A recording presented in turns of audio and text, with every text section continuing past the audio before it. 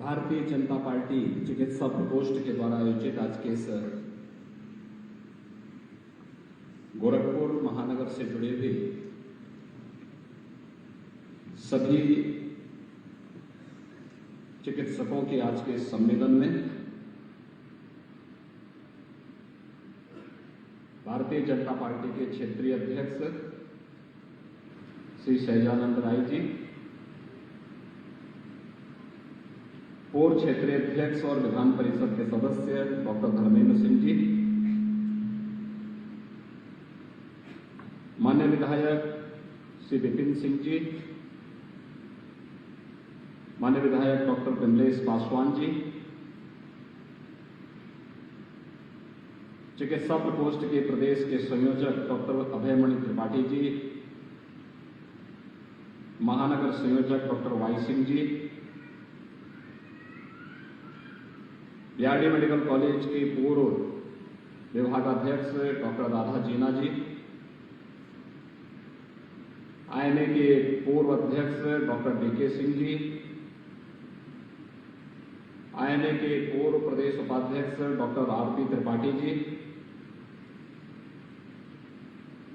IMA Gorakhpur के अध्यक्ष doctor Rajesh Gupta ji, आरोग्य मंदिर गोरखपुर के निदेशक डॉक्टर विमल Modi ji, doctor JP Narayan ji, doctor Amit Singh ji, और आज के इस कार्यक्रम में उपस्थित डॉक्टर अवधेश अग्रवाल जी समेत यहां पर उपस्थित डॉक्टर सीएन सिन्हा जी और अन्य सभी हमारे वरिष्ठ गोरखपुर के चिकित्सकगण और उपस्थित भाइयों बहनों, इतनी बड़ी संख्या में गोरखपुर के सभी चिकित्सक एक साथ आए हैं। मुझे लगता है कि ये बिरादरी के लिए समर्पण का भाव है और मैं इसके लिए आप सबका हृदय से अभिनंदन करता हूं। आप सबके साथ मेरा आज से नहीं पिछले 30 वर्षों का एक आत्मीय संवाद है, संबंध है। इसलिए भी है क्योंकि गोरखपुर के विकास के लिए या गोरखपुर की चिकित्सा स्वास्थ्य की सुविधाओं को बेहतर करने के लिए आप सबका सदैव सकारात्मक सहयोग प्राप्त हुआ है और इसलिए हम लोगों ने भी हमेशा इस बात को प्रयास किया कि अलग अलग क्षेत्र में अलग अलग समुदाय को भी प्रतिनिधित्व करने का अवसर प्राप्त हो। आज जब देश बदल रहा है, प्रदेश तेजी के साथ विकास की प्रक्रिया के साथ आगे बढ़ा है, तो गोरखपुर अपने आप को वंचित नहीं कर सकता।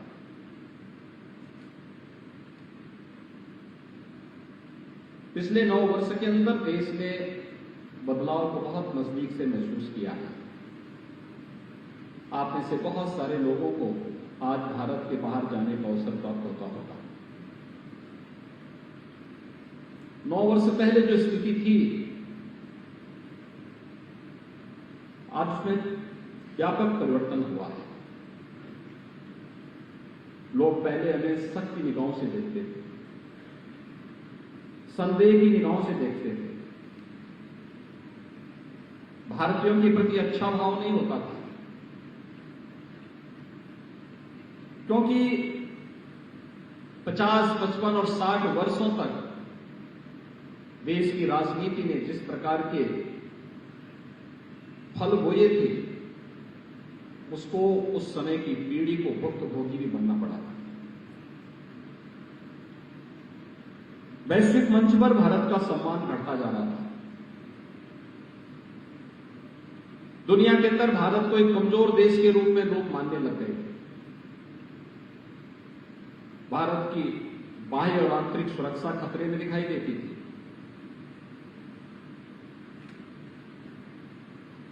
सार्वजनिक जीवन में भ्रष्टाचार का बोलबाला था। कोई भी योजना आने के पहले ही भ्रष्टाचार की चपेट में आ जाती थी। अविश्वास, लोकतंत्र का सबसे बड़ा खतरा है अविश्वास। अगर नेतृत्व के प्रति जनमानस में विश्वासहीन हो तो फिर ये लोकतंत्र का सबसे बड़ा खतरा है। लेकिन पिछले 9 वर्ष के अंदर आपने देखा होगा उस अविश्वास को विश्वास में बदलने का काम किया है प्रधानमंत्री मोदी जी ने। 140 करोड़ लोगों को विश्वास दिलाना लोकतंत्र में अभिव्यक्ति की स्वतंत्रता के साथ, ये सामान्य बात नहीं, असामान्य बात है। और ये प्रधानमंत्री मोदी जी के नेतृत्व में हुआ है।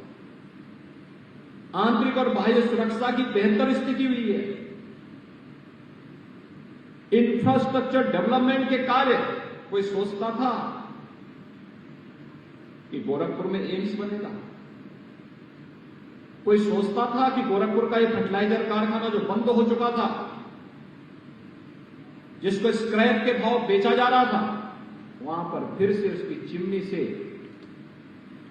धुआं उगलता हुआ दिखाई देगा और पॉल्यूशन फ्री व्यवस्था गोरखपुर सिटी के अंदर फिर से एक नई टाउनशिप के रूप में अपनी 110% क्षमता के साथ खाद कारखाना फिर से खाद का उत्पादन करेगा। कोई सोचता था कि इंफ्रास्ट्रक्चर डेवलपमेंट के लिए 4 लेन, 6 लेन, 8 लेन की सड़कें बनेंगी, एयरपोर्ट, आईआईटी और आईआईएम जैसी संस्थाएं खड़ी होंगी। कोई सोचता था कि भारत दुनिया की बड़ी ताकत बनेगा। आज तो भारत की ताकत को हम सब अनुभव कर सकते हैं। जिस ब्रिटेन ने 200 वर्षों तक हम पर शासन किया था, आज उस ब्रिटेन को पछाड़ करके भारत दुनिया की 5वीं बड़ी अर्थव्यवस्था बना है। दुनिया के जो 20 बड़े देश हैं, जिनका दुनिया के 65 से 70% संसाधनों पर अधिकार है, जहां पर 65 से 70% आबादी निवास करती है, 85% जीडीपी पर जिन देशों का अधिकार है, 90% से अधिक पेटेंट पर जिन देशों का अधिकार है, भारत आज उन G20 के देशों की अध्यक्षता भी प्रधानमंत्री मोदी जी के नेतृत्व में कर रहा है। ये नया भारत है। एक तरफ इंफ्रास्ट्रक्चर डेवलपमेंट के कार्य हो रहे हैं नए भारत के अंदर। गरीब कल्याणकारी योजनाओं की कल्पना करिए। सामान्य दिनों में जब व्यक्ति सुखी है तब तो कोई भी हालचाल पूछ सकता है, लेकिन जब विपत्ति है तब कोई पूछे, जब संकट है तब कोई खड़ा हो, तो ये उस व्यक्ति की संवेदनशीलता की सबसे बड़ी कसौटी होती है। और कोरोना कालखंड में देखा होगा, फ्री में टेस्ट, फ्री में उपचार, पहली बार वैक्सीन की व्यवस्था, 120 करोड़ वैक्सीन की फ्री में डोजेज भारतवासियों को देना और 80 करोड़ लोगों को फ्री में राशन की सुविधा देना, यह केवल भारत ने किया है, दुनिया के अंदर किसी अन्य देश ने नहीं किया है। करोड़ों लोगों को आवास की सुविधा मिल जाना, स्वच्छता के महत्व को आप जैसे चिकित्सकों के अलावा कौन समझ सकता है। स्वच्छ भारत मिशन के अंतर्गत 12 करोड़ से अधिक गरीब घरों में एक शौचालय का निर्माण हो जाना, प्रदूषण के महत्व को आप स्वयं समझते हैं। 8 करोड़ गरीबों को फ्री में उज्ज्वला योजना के कनेक्शन उपलब्ध हो जाना, 4 करोड़ घरों में बिजली के निःशुल्क कनेक्शन उपलब्ध हो जाना, 60 करोड़ गरीबों को 5 लाख रुपए की आयुष्मान भारत की बीमा का कवर मिल जाना और 80 करोड़ गरीबों को फ्री में राशन की सुविधा मिलना। और सामान्य बात है, दुनिया के अंदर कहीं नहीं हुआ। एक और ये कार्य, गरीब कल्याणकारी कार्य हो, इंफ्रास्ट्रक्चर डेवलपमेंट के कार्य हो, वैश्विक मंच पर भारत की प्रतिष्ठा हो, या फिर भारत की विरासत का सम्मान। काशी में काशी विश्वनाथ धाम आप में से बहुत सारे लोगों ने देखा होगा, बहुत सारे लोग बीएचयू के प्रोडक्ट होंगे। काशी विश्वनाथ मंदिर में दर्शन करने का बहुत अवसर मिला होगा। उन तंग गलियों से लेकिन पिछले 5-6 वर्ष के अंदर बदलती हुई काशी आपने नजदीक से महसूस की। अयोध्या में राम मंदिर का निर्माण एक कल्पना थी, आज तो साकार हो रहा है। ये सब चीजें क्या दिखाती हैं? ये नया भारत है और नए भारत के साथ नए उत्तर प्रदेश को तैयार करना। मुझे याद है जब इंसेफ्लाइटिस के खिलाफ हमें लड़ाई प्रारंभ करनी थी तो मेरे साथ केवल चिकित्सक खड़े हुए थे। धरना देना है तब चिकित्सक मेरे साथ होता था, किसी कार्यक्रम को आगे बढ़ाना है तो चिकित्सक हमारे साथ खड़ा होता था, किसी अन्य अभियान के साथ हम जुड़ते थे तो चिकित्सक हमारे साथ खड़ा होता था।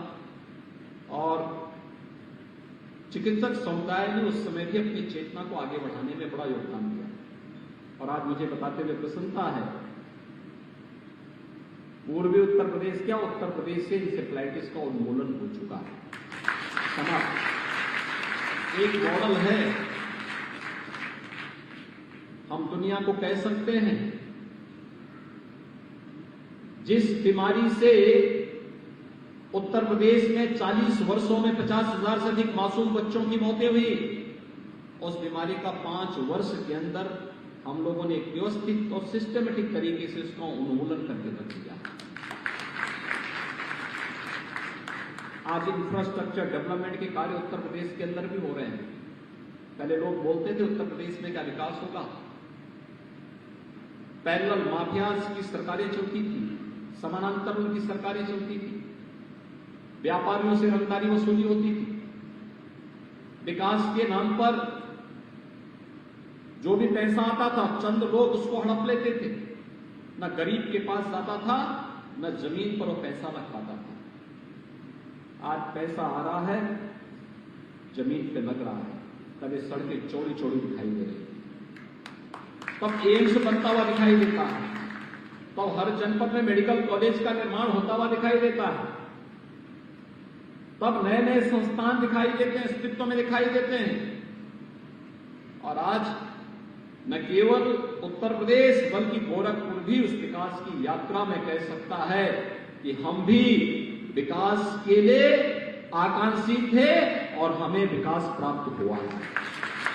लेकिन इस विकास को सजोने के लिए कैसे कार्य करना है, उसके साथ जुड़ना कैसे है, उस अभियान को कैसे आगे बढ़ाना है।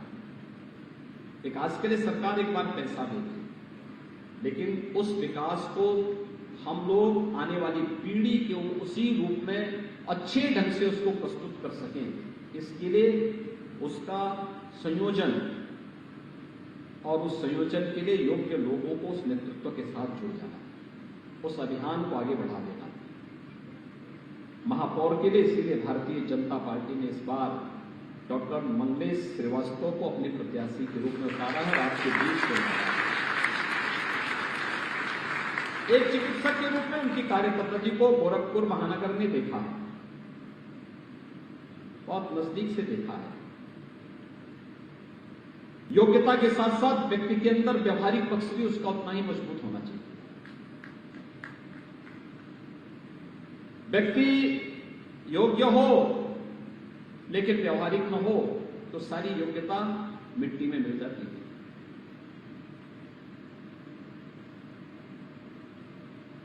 लोकतंत्र में हम जनता के साथ संवाद बनाने की आदत, उसकी समस्या को सुनने की आदत, और एक चिकित्सक से अच्छा कौन सुन सकता है, कौन जान सकता है इसकी बात। एक पीड़ित व्यक्ति आपके पास आता है, आप उसकी बात को ध्यान से सुनते हैं, उसमें कुछ लोग शालीनता के साथ बोलते हैं, कुछ लोग रोष में बोलते हैं, कुछ लोग दब करके बोलते हैं, कुछ लोग उत्तेजित होकर के बोलते हैं, कुछ लोग हताशा में बोलते हैं, कुछ लोग उत्साह के साथ बोलते हैं। लेकिन हर एक की बात को एक चिकित्सक जब सुनता है तभी उस पीड़ित की, उस रोगी की समस्या का निवारण कर पाता है। अगर चिकित्सक बात ही नहीं सुनेगा तो समस्या का समाधान भी नहीं हो पाएगा, और प्रतिदिन की समस्या का समाधान करने का जो माध्यम बनेगा, मुझे लगता है उसके लिए एक योग्य चिकित्सक बनना आवश्यक है। एक संवेदनशील, नागरिक के रूप में सदा सहता के साथ दूसरे की पीड़ा को अपनी पीड़ा समझ करके कार्य करने वाला व्यक्ति, व्यवस्था को पूरी पारदर्शी तरीके से केवल घोषणा करके नहीं बल्कि उसको जमीनी धरातल पर उतार करके उन कार्यक्रमों को आगे बढ़ाने के लिए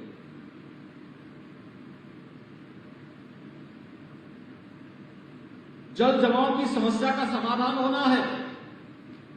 ये केवल घोषणा नहीं बल्कि जमीनी धरातल पर दिखना चाहिए। जब बरसात आ जाएगी तब हम समाधान नहीं कर पाएंगे। इसके लिए 6 महीने पहले से कार्य योजना बनानी पड़ेगी, पहले से प्लानिंग करनी पड़ेगी। कूड़ा कहीं नहीं होगा बल्कि गोरखपुर या हमारे शहर कूड़े के ढेर नहीं होंगे बल्कि सेफ सिटी होनी चाहिए। हर व्यक्ति सुरक्षित महसूस कर सके। शासन के अभियान में बढ़ चढ़ करके भाग लेना, लोग नियम कानून को मानना प्रारंभ करें।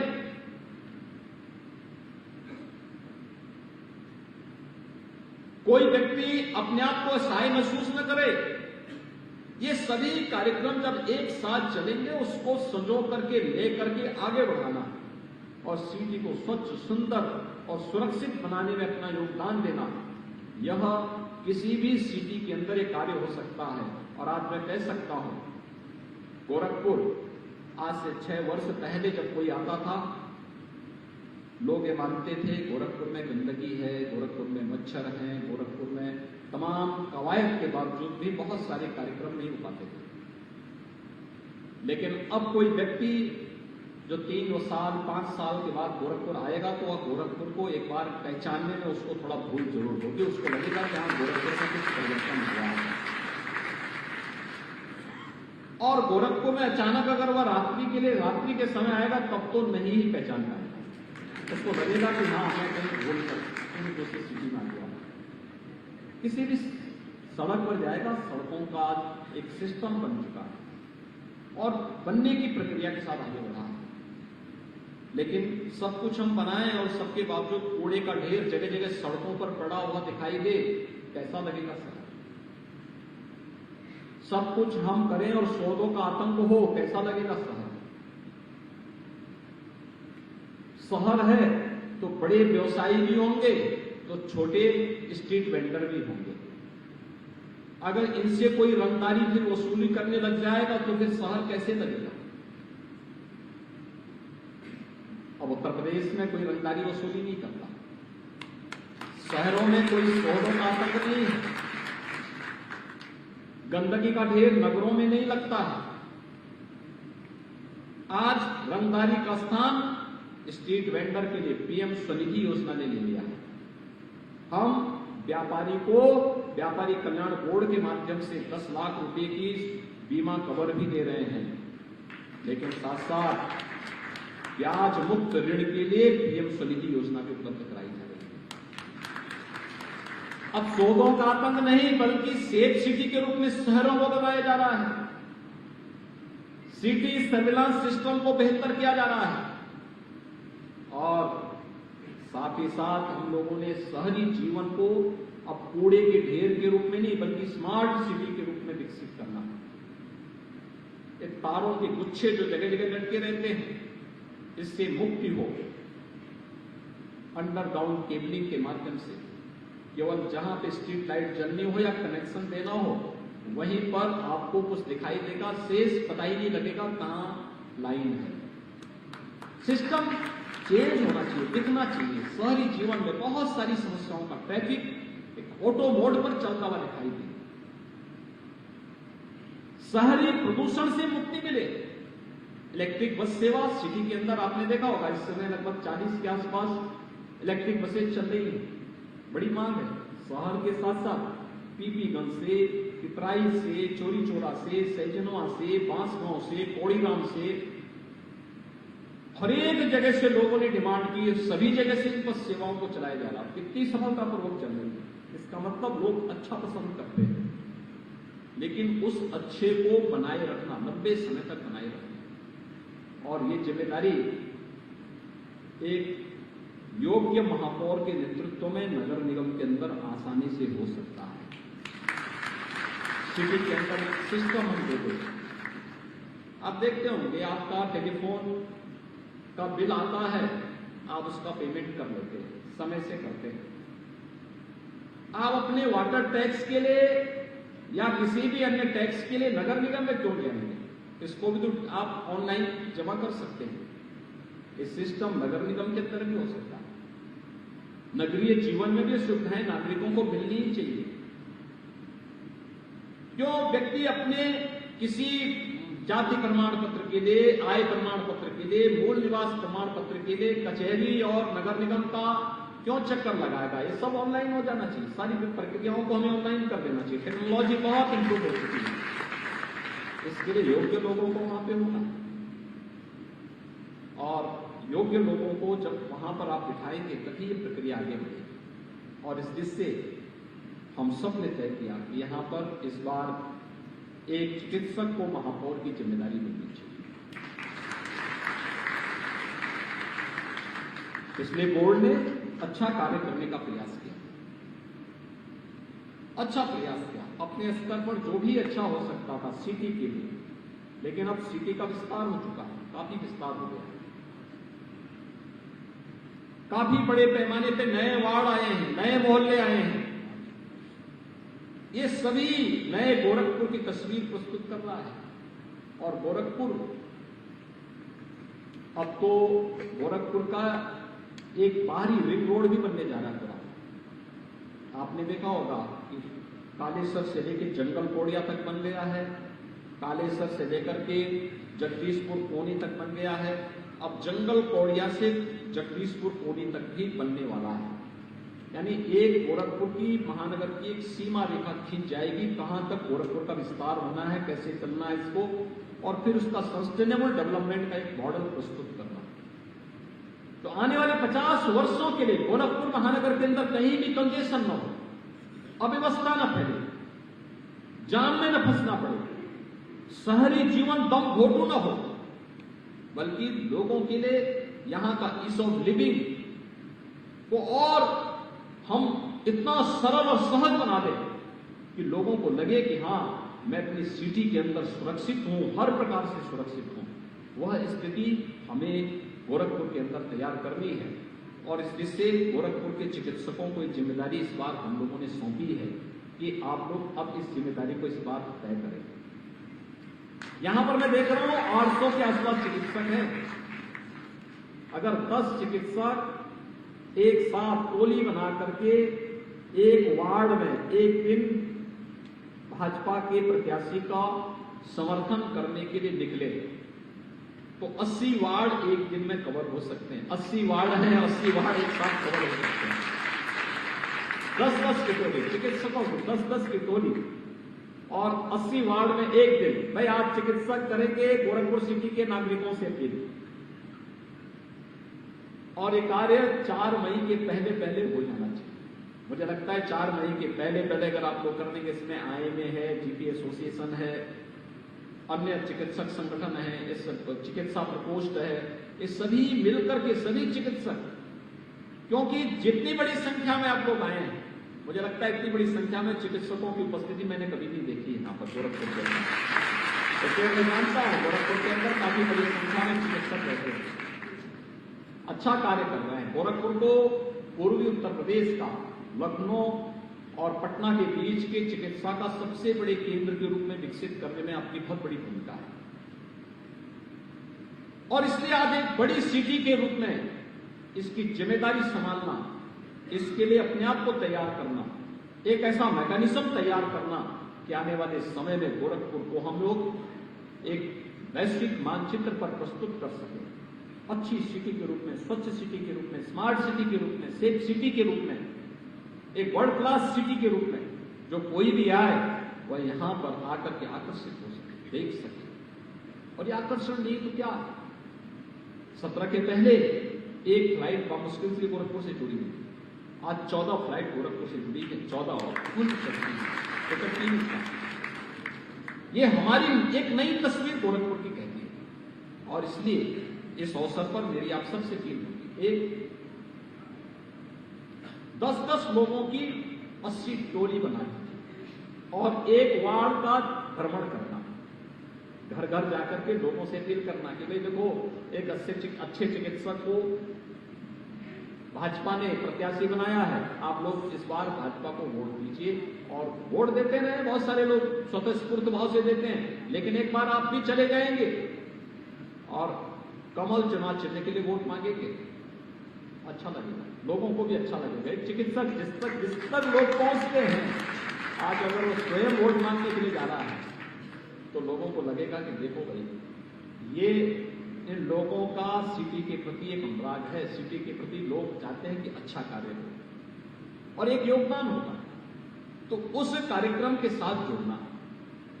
दूसरा, चुनाव के दिन उस वार्ड की पूरी मतदाता सूची को लेकर के 10-10 चिकित्सक सुबह से ही फोन करना शुरू करके बोले लोगों को कि भाई मतदान का समय हो गया, क्योंकि हो सकता धूप हो। और बहुत बार होता क्या है, लोग बोलते हैं कि चलो पहले 10 बजे तक जाएंगे, 10 बजे धूप हो गया तो कहते हैं थोड़ा बाद में चलते हैं, फिर बाद में चलते हैं, पता लगा तब तक 6 बज गए, मतदान बंद हो गया और उसके बाद तब फिर वो पछता रहा कि मैं तो वोट डाला ही नहीं। अक्सर होता है, अक्सर होता है। इसलिए प्रारंभिक 2-3 घंटे के अंदर ही अधिक से अधिक लोगों को मतदान के लिए प्रेरित करना। शहरी जीवन में सबसे बड़ा संकट है कि लोग मतदान करने के लिए नहीं निकलते, मतदान करने से अपने आप को अलग कर देते हैं, आराम करते हैं। छुट्टी है तो अब छुट्टी है, दिन भर की छुट्टी हो गई, यानी अपने इस संवैधानिक दायित्व से मुक्त होना चाहते हैं। जो लोकतंत्र में इतनी बड़ी ताकत की है, मैं भी कहीं रहूंगा लेकिन मैं वोट डालने को गोरखपुर में ही आऊंगा। मुझे उत्तर प्रदेश भर में मैं प्रचार कर रहा हूं। आज ही मैं सीतापुर में था, लखीमपुर खीरी था, बलरामपुर था, बलरामपुर से मैं यहां आया हूं। अभी यहां के बाद एक सभा में फिर जाऊंगा, लेकिन कल फिर मैं अन्य जनपदों में रहूंगा, शाम को वाराणसी रहूंगा, रात्रि के लिए लखनऊ जाऊंगा, परसों कर्नाटक जाऊंगा, लेकिन वोटिंग के दिन मैं भी गोरखपुर में रहूंगा, मतदान गोरखपुर में ही करूंगा। और मतदान करने के लिए इसको अपना एक कर्तव्य मान करके हर नागरिक को इसके लिए तैयार करना। आपने अगर मतदान के लिए अधिक से अधिक लोगों को फोन किया और कहा कि भाई आपने मतदान किया, बस 10-10 लोगों की वही टीम एक वार्ड को पकड़ करके मतदाता सूची, आपने कितने लोग आपने वोट डाला कि नहीं वोट डाला, बस सुबह 5 बजे से 6 बजे से लोगों को फोन करना शुरू करो और मतदान करने के लिए प्रेरित करो। आप देखना, मतदान के प्रतिशत को अगर आपने 60% से 70% तक पहुंचा दिया तो मैं विश्वास के साथ कह सकता हूं कि डॉक्टर मंगलेश श्रीवास्तव गोरखपुर में महापौर का चुनाव लगभग 1.5 से 2 लाख वोटों से जीत जाएंगे।